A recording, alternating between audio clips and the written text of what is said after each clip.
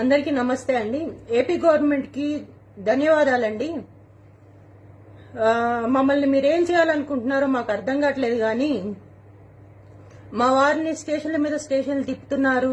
ఆయన నిజంగానే తప్పు మాట్లాడారంటే కేసుల మీద కేసు వేస్తున్నారు. వాటన్నిటికీ ఆయన బెయిల్స్ తెచ్చుకుంటున్నారు, మళ్లీ వేస్తున్నారు, మళ్లీ తెచ్చుకుంటున్నారు. బట్ ఎందుకండి ఇంత హెరాస్ చేస్తున్నారు?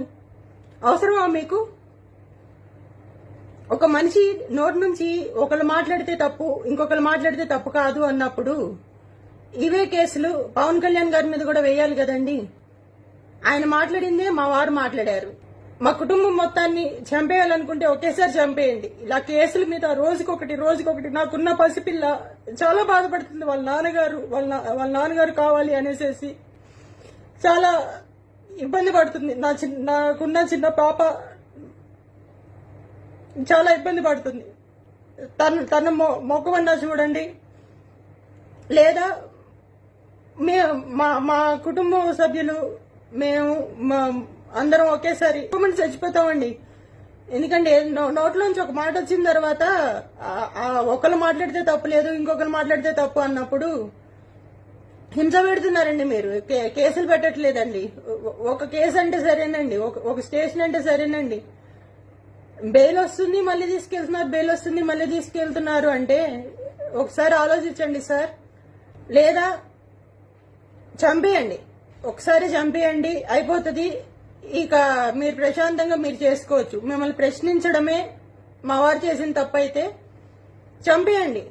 ఆయనతో పాటు మమ్మల్ని చంపేయండి. ఆయన ఒక్కడనే కాదు, ఆయనతో పాటు ఆయన కుటుంబం, నేను, నా కూతురు, మమ్మల్ని కూడా చంపేయండి. ఇంతకు మించి మేమేమీ చెప్పలేమండి. మాఫింగ్ వీడియోస్ ఏంటండి? అలాంటి వీడియోస్ ఎక్కడన్నా పెడతారా అండి? అలాంటివి ఎక్కడన్నా ఉంటాయా? తప్పండి, మీరు చేసేది చాలా తప్పు. మాఫింగ్ వీడియోస్ చేయడం అనేది చాలా తప్పు. అందరికీ నమస్తే అండి. ఏపీ గవర్నమెంట్ కి ధన్యవాదాలండి. మమ్మల్ని మీరేం చేయాలనుకుంటున్నారో మాకు అర్థం కావట్లేదు కానీ మా వారిని స్టేషన్ల మీద స్టేషన్లు తిప్పుతున్నారు.